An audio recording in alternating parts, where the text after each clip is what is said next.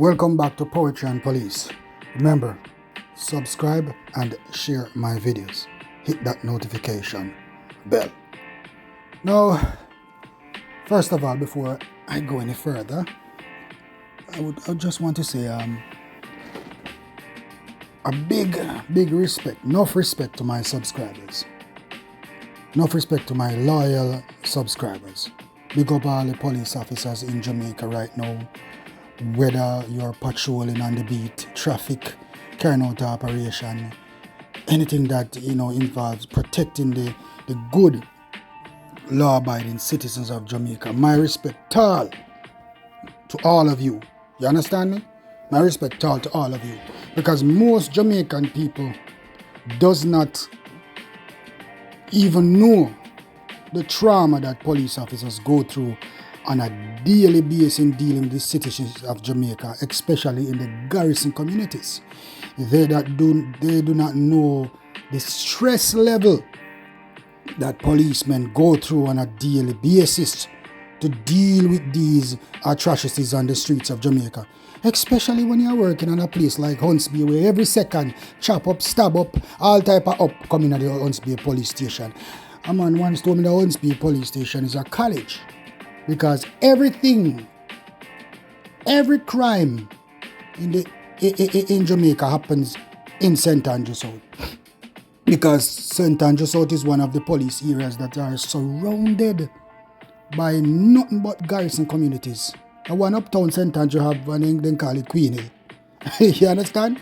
So therefore, on any given night, any given day,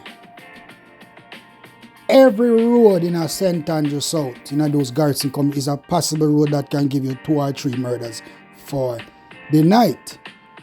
And people, as a police officer, especially as a detective, the stress level was more than high in Jamaica, in the St. Andrew South division at the time when I was on the job. I mean, when I'm talking about stress level, I'm talking about if you are a detective working for the night, you are the only detective working for the night, or you are the only sub-officer working in the CIB for the night. You might be at Huntsby, or you might be at Seaview, or even Olympic Gardens, and you are the only sub-officer. Say you are a corporal, because that has happened to me on more than one occasion. You're a corporal. And every murder happening in the division probably fall in a year lap as a sub-officer. So this is the thing I'm talking about, people. If you have 10 murders for the night, and those police officers working for the night have to hold them the 10 murder there, And a matter of fact, they don't allow constables at the time to investigate murders like that. So even if a constable is working at, say, Olympic Gardens or Seaview Gardens or Huntsby or Duane Park, if there's a corporal or a sergeant on duty, then that corporal or sergeant have to take all of those murders. So the murder rate in Jamaica was going up, and then the rate of solving murders in Jamaica were not going anywhere. And this is because of manpower. You understand me, people? I hope it changed now. This was because of manpower in people. Because guess what? You have one detective who investigate 100 murders. Tell me now, how a man, I am exaggerating, But I am telling you the amount of murders that were assigned to one detective. You can imagine a man come and work for the night and get all 5, 6, 7, 8 murders. You tell me, how am I going to solve all of that by him? But look now, people, how is he going to solve all those murders by himself? That is what used to happen, I don't know what is happening now, if they have changed it, because I know they came down with the MIB. But they only investigate the murders that are solvable. Understand? So if they come on a murder scene and there's no suspect, there's no potential witnesses, they're not going to take that murder. They're going to leave the murder to the local police, the local detective, corporal or sergeant on the scene. MIB, they only at the time they only took murders that they can solve. They're not going to take the ones that are hard to solve or the one that potentially will not be solved. You understand me, people? So now the commissioner and the minister of national security have said, like the minister of national security, he had said that murder rate was down, crime was down by a certain percentage between last year and this year. Now, which year I'm attack? Because me know all of that a lie now. Crime is not decreasing in Jamaica. Crime is increasing in Jamaica. First of all, we don't just have gang-related murders in Jamaica. We have a whole lot of domestic murders in Jamaica. And that the domestic murder rate has risen in Jamaica. How are we going to solve that? That's the part of the thing, you know. Because Jamaican people are not being counseled, especially police officers. Because a policeman will come to work and he has been through hell. He has been through hell on top of the workload, on top of being injured on the job, on top of the stress of seeing murder scenes, and police officers suffering from Ptsd, and nobody's even reaching out to these police officers to find out what is their mental state is like. Everybody's go around and then police go around and shoot people, or police go around and beat up people, and you blame it on the police. When the organization is not putting in anything in place to deal with the mental rehabilitation of the police officers in Jamaica. Whenever you're involved in a shooting, whenever you are traumatized by certain incidents, because it's not all police officers are tough like me, you know, when I was at work, you know. I've seen police officers crumble on murder scenes, crumbled on fatal shooting before. I've seen police officers crumbled and just seen people get chopped up or stabbed up or shot up. I have seen some gruesome scenes, but the worst out of all the murder scenes I have seen is a man was executed and the man died on his knees. You heard me, people? The man, this murder was on Klinkling Avenue off Olympic Way. The man died right in front of Pepe Goodison's house. The man died on his knees, executed, and he died on his knees right there, so like him a pray. I'm looking at that murder scene and I said, Jano, and I've seen worse, but that the one that, even though the murder was not as gruesome, but the man died on his knees like him a pray. I said, Jano, you know, when you go home at night, you think about those murder scenes, and some police just can't let go. But where is the support? Where is the support? Where is the emotional support? And then police go at them yard and them there with police always choose some of the worst women them to deal with too. Apart from the bad salary and all of these things, police has to go through too much.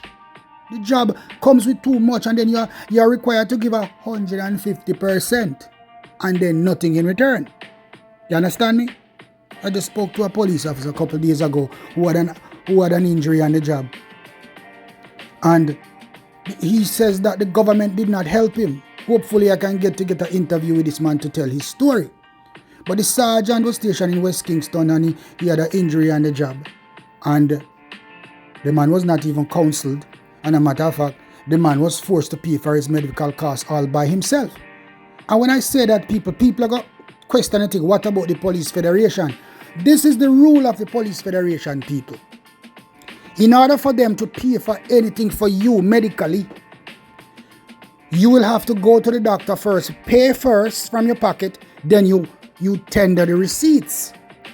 And when you tender the receipts, the Federation, after you tender the receipt and put in an application, that is where they come forward and pay for that. And they might take months to do it. If you're not no big link or no big man to call them and say, yo, want to the corporal thing. Forward the corporal thing right away. If that is not done, if you don't have a link like that, then guess what? You are out there suffer like that because your pocket go empty. Because your little health insurance you then give police can't cover nothing. When I was injured, my friends, the Federation told me the same thing when I went to them. You in order for them to pay for your medical bills, you'll have to go to the doctor first and you have to tender the medical bill to the Federation with an application for them to return the money to you. And they deal it the same way when you are charged in the line of your duty. You will have to pay your attorney first, then you tender the bills, and they will maybe pay it afterwards, because I've tendered my bills for my cases, and up until now, from 2002, I have not been paid for my bills for over 800 and something thousand in attorney fees. I am telling you that. That is all I am saying to you. So the policeman was saying the same thing to me. Like, I was injured. I have to find the money first before they give me back the money. So the man decided, listen, my life is not worth this. I'm going to leave the organization. It doesn't make sense for me to stay in a job like this who does not care about me. I see people, you go about your everyday lives every day and everybody curse police. Everybody criticize the police. Everybody judge the police when the police come out and do their jobs badly, because we all assume that policemen are gods and that we cannot make mistakes. While we are operating sometimes our mental faculties are not even intact. We are so stressed out at home, and we are so financial stressed most of the time because police salary not good. I saw an interview recently with Leng on a talk show, and Leng was telling the host that back in his day, his salary couldn't even afford for him to buy a car. And the question was asked, you sure? Because a lot of people out there thinking police are getting a whole lot of money. But we are not. But now, with the Federal Police Federation and James, and there were the negotiation with the salary packages for police and the new salary packages for police officers. I have recently spoken to 3 police officers.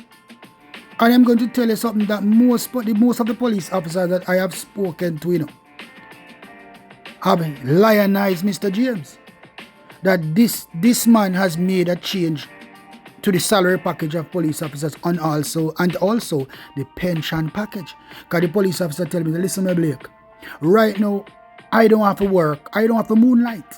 I don't have to do a second job like go run taxi with my car and all this. Again, since the new salary package. Because guess what? My salary can now cover all my bills. Secondly, he declared, happy as ever, that listen, I can retire now from the Jamaica Constabulary Force as a sergeant. And my pension would be over $200,000. People, I retired as a senior corporal of police. Well, the organization retired me as a senior corporal. And my pension after 22 years was $31,000 per month. No. See the difference, people? Because as a senior corporal, you would have reached a seniority to pay a sergeant salary. So say that I was passed out with a sergeant salary at $30,000 a month for your pension after 22 years. Now the sergeant is saying to me that if you pass out now it's $200 and something thousand is your salary as a sergeant. Now if you tell me that is like 300% increase on your salary, people. So who are you going to say caused this to happen? I would say James, because the police officers are saying Mr. James. So I don't care if James is a PNP or James is a labourite. All I care about is that James is under the rule of James. The police officers was able to get that salary increase and get that kind of pension increase. So guess what? Me have to rate him for that. Just like how other police officers say, yo, me rate James for that. No. I also, because I'm not going to be just negative alone against the Police Federation. I'm going to have to tell you the stories as they unfold. Now, I spoke to another policeman who lost his leg recently. Well, I guess he lost his leg because of medical conditions. He said he had sepsis in his right leg and he lost his leg. Now he's saying that the Police Federation helped him all the way. Touche to you, officer. And I would say, well, like I said to him, well, if you got that kind of help without any links or any godfather to make a phone call, then guess what? I guess the Federation has transformed into positivity. And that back in my days, what happened to me is not happening to police nowadays. But the other story that I told you about with the sergeant that did not get any help from the Federation, and the sergeant allured that he has retired from 2022 and is yet to be paid any back money. And this is not just this sergeant alone, but there are a whole lot of other police officers out there who have retired and still not gotten their money. I have not gotten mine yet either. So the Federation now, under the leadership of MacD now, Let me see if she's going to make a difference. Because what police officers need to do is come forward with their problems, even ex-police officers. So Miss McBean need to know what is going on. She's been lauded by everybody, and we knew that she was going to win before she even won because she was the favorite. Some people might say she coming from James's camp. Well, James offered positivity to Jamaica Constabulary Force by the salary package that I saw. So I'm not going to curse James. I respect James for that. And because police officers have seen the best result in years. Now, a member of the Jamaica Constabulary Force deserves nothing but a good salary. A man or a woman who goes out there every day, risk his life, risk his mental, risk his sanity, risk his health and way of life, risk his social life for the Jamaican people should be properly paid. What I said, people should be properly paid. And the citizens of Jamaica, from time to time, we get involved in politics and we get involved in everything else, but we don't seem to be too much involved in how our police officers are being treated in Jamaica. We are not involved in that. We should be involved in that. We should be involved in how our police officers are being paid, how our police officers are being treated, both physically, emotionally, and mentally. Because of a police officer who has mental issues or physical issues or emotional issues is never a good police officer on the street. It will cause accidental shooting. It will beat up people out there. And then guess what? When one policeman go out there beat up somebody, the whole police force beat them up in another, that one police officer there. Because a man judge the whole police department based off of just one policeman action. Who a policeman beat me up, me hate every police. That is how police officers are judged. Let me tell you something. I was a police officer, man, for years. And I wish I was still a police officer. Understand? Even though the organization treated me like shaving cream. Right? But I do not blame the organization for that. What I blame for that is leadership. Leadership of the Jamaica Constabulary Force, I blame for that. I blame the Federation for that and the Welfare Department for that. For how I was treated and how that other sergeant was treated and how that other police officers were treated. Understand? So, I believe that James made a difference with the pension package and with the salary package. And what is there to benefit now for police officers? The commissioner, the first thing commissioner of police. I mean, Mr. Blake, you are here. You are a new commissioner of police, a very vibrant commissioner of police, a very smart commissioner of police. And the first thing that you should do, Mr. Commissioner, is look out for the men and women under your command. Make sure that the men and women under your command are very comfortable with their salary, comfortable with their place of work, comfortable emotionally, comfortable at their homes, and comfortable mentally, which is the most important thing of a policeman or woman. They have to be comfortable mentally, or else you have nothing but trouble and problem out the road. Secondly, you need to comb through your senior officers, them commissioner of police, and find out, ask police questions, interview police officers, have a team where you interview police officers and find out these senior officers who are out there using the junior ranks to carry out their corruptive duties, to carry up their corrupted actions. Because the senior officers, they are the ones who are corrupting the junior officers in the Jamaica Constabulary Force. And as a result of that, this is where favoritism comes in and hatred. Sometimes a policeman gets shot in the line of duty by another policeman accidental. And no accident. It was intentional. Sometimes when you're a good police, then try to kill you. Because you lock up them friend. And they might try to reach out to you if you let go them friend. And collect a money or eat a food like what them call, and you do not want to do it, so they say Blake for dead. You understand me? That's been done to me over and over again. Blake for dead, because Blake an idiot. Let me tell you something, people. When I was on the job, I recovered gun regular. But I'm going to tell you this story about my history of recovering crime in a different story. Right now, I am talking about the welfare of police officers. You understand me? The mental capacity of a police officer and what police officers go through on a day-to-day basis. Working in deplorable conditions. Yeah, some police station in these modern days don't even have the first good equipment, don't even have a vehicle. You understand me? They say the force is moving forward. So let's see how forward the force is moving right now. Right now in Jamaica, crime is still killing us. And what is going on in Jamaica on social media is not crime anymore. We don't see anybody talking about crime anymore in Jamaica. We are all talking about the Golden and his immigration status. Or we are talking about elections, and we are talking about Andrew Holness not coming forward and declaring his assets. And even speaking about declaring assets, I remember when I was a police officer, police officers were meant to declare their assets every year. And listen, people, I was shot and injured. My hip was totally destroyed, shot by another police officer. And I was sick in the hospital, and I could not walk for maybe 2 years before I started walking around on crutches. And as a result, I was called to the commissioner's office. And I remember the SSP tell me that the reason you are being called to the commissioner's office because you failed to declare your assets for last year. I said, failed to declare my assets, and she realized that I was on crutches. So the SSP said to me, what is wrong with you? So I said, hold on, I've been shot and injured for 2 years. I've been shot and injured for over 2 years.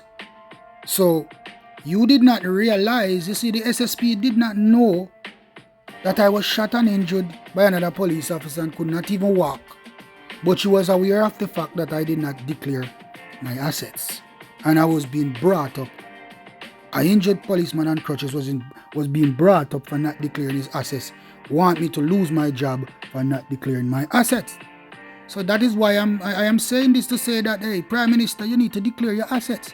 Because even police officers are made to declare their assets. So you need to declare your assets. The Jamaican people require that you declare your assets. You need to declare your assets. Because if you're not a transparent person to the Jamaican people, then how can you lead Jamaica, brethren?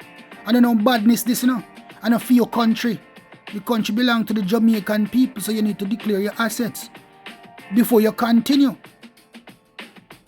And trust me, personally, if me was a labourite, I wouldn't vote for you. As a matter of fact, I am not a labourite and I don't PNP. But let me tell you this, I wouldn't vote for you if you're not declaring your assets.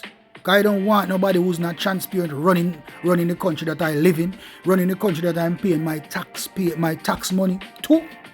You understand me? I wouldn't do that.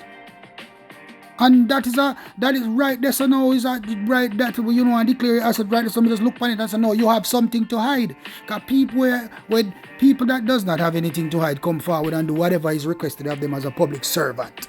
That is all I am trying to say to you. Now, we have been drawn away from the crime in Jamaica because of these discussions, and people, we need to stay focused. We need to stay focused and know what is going on in Jamaica. We have already been tricked by politicians left, right and center, both PNP and both Labour right. All we have is a country that is plagued by crime and violence, a country that does not value their police officers. The Jamaican public and the diaspora, you need to rally for police officers to be treated better, for police officers to be paid better, and for police officers to be valued more. So that, guess what? A policeman can come to work on a day-to-day basis and know that he has the good people of Jamaica, the good law-abiding citizens of Jamaica to risk his life for. You think I want to easy thing for a man come out and risk his life for you? The first time I got shot, I saved a man's life who I did not even know. And up until today, I don't know the person who I took a bullet for. I took a bullet for a man that I did not know, and I still don't know up until today. Because that was my job. To risk my life from any member of the public. And that I did. But at the same time, the members of the public need to come up and stand up for their police officers to ensure that the police officers are well paid, and that is how the police will treat you the way you should be treated.